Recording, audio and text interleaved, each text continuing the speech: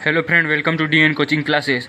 तो आज का ये वीडियो है हमारा PPST एग्ज़ाम जो हुआ उसका ये संभावित आंसर की। तो दोस्तों ये बायोलॉजी से है, तो चलिए देखते हैं 101 प्रश्न का आंसर क्या होगा। तो पौधों में बोरान मदद करता है, तो इसका आंसर हो जाएगा बी, सहकारक के रूप में कार्य करके। अगला प्रश्न है फुफ्फुसीय परिसंचरण है, तो इसका आंसर हो जाएगा सी, दायानिलय ऑक्सीकृत रुधिर से फेफड़े और फेफड़े से ऑक्सीकृत रुधिर फिर बायां अलिंद। अगला प्रश्न है निम्न में से सबसे बड़ी मधुमक्खी कौन सी है, तो इसका आंसर हो जाएगा डी, एपिस डोरसेटा।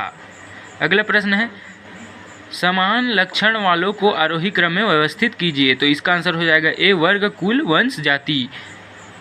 105 नंबर का प्रश्न है छोटी आंत के अंकुर में स्थित एक बड़ी लसिका वाहिनी है, तो इसका आंसर हो जाएगा सी, पेयर्स पैचेस। अगला प्रश्न है जंतु कोशिका आपस में किससे जुड़ी होती है, तो इसका आंसर हो जाएगा सी, डेस्मोसोमा। अगला प्रश्न है जैव तकनीकी रूप से निर्मित दो विटामिन, तो इसका आंसर हो जाएगा विटामिन बी एवं विटामिन B12। अगला प्रश्न है बोर प्रभाव क्या है, तो इसका आंसर हो जाएगा सी, PCO2 के स्तर में वृद्धि या pH के मान में वृद्धि O2 की हीमोग्लोबिन के लिए बंधुता को कम कर देती है। अगला प्रश्न है अनावृत्ति बीजियों का भ्रूणपोष होता है, तो इसका आंसर हो जाएगा सी, अगुणित। अगला प्रश्न है वर्गीकरण की मूल इकाई क्या है, तो इसका आंसर हो जाएगा सी, जाति।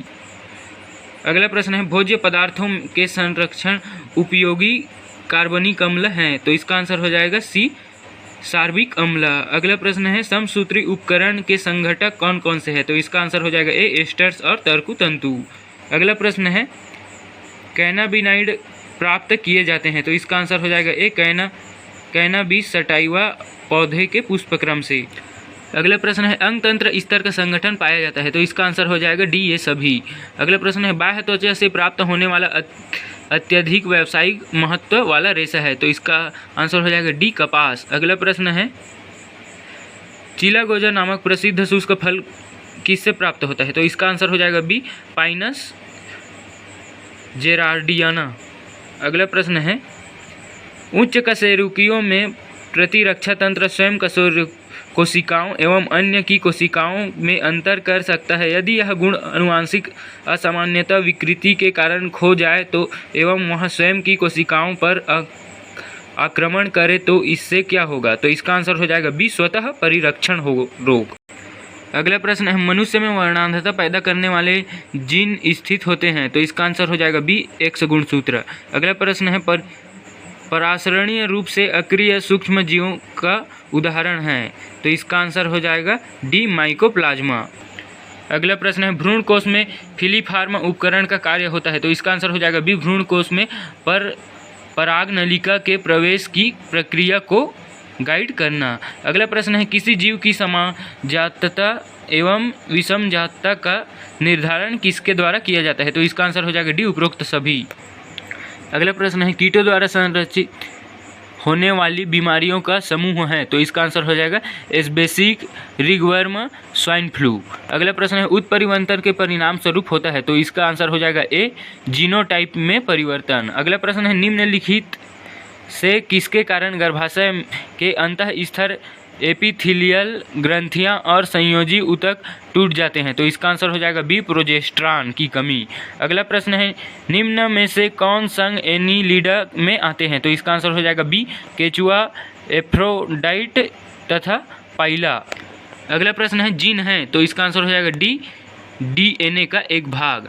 अगला प्रश्न है दी गई श्रृंखला का प्रकार कौन सा है, मृतजीवी, ब्लोफ्लाई, मैगाट कीट और मेढक सांप, तो इसका आंसर हो जाएगा सी, डेट्राट्स खाद्य श्रृंखला।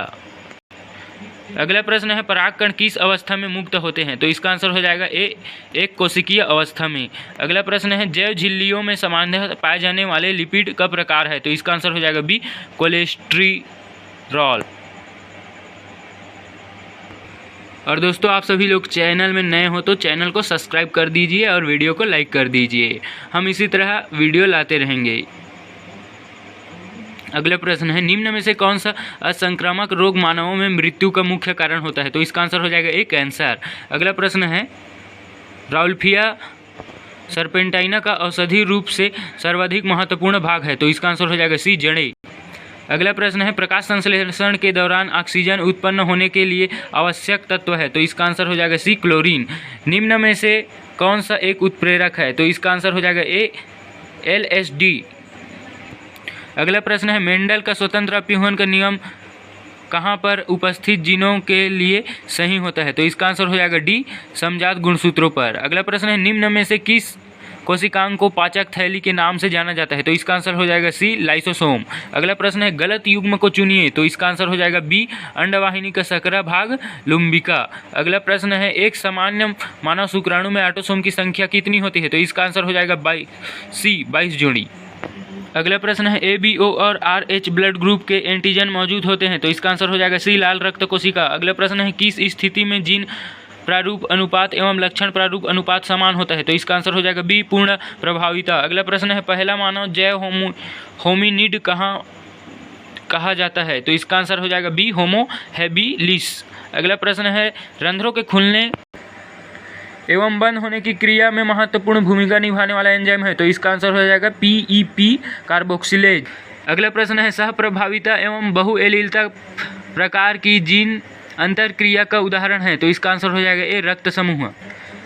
अगला प्रश्न है ICZN का अर्थ होता है, तो इसका आंसर हो जाएगा international code of zoological nomenclature.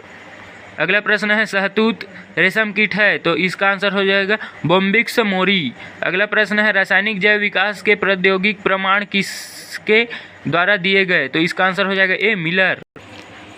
अगला प्रश्न है अल्फ्रेड हर्शी एवं मार्था चेस ने किसका उपयोग करके सिद्ध किया कि DNA अनुवांशिक पदार्थ होता है, तो इसका आंसर हो जाएगा बी, बैक्टीरियोफेज।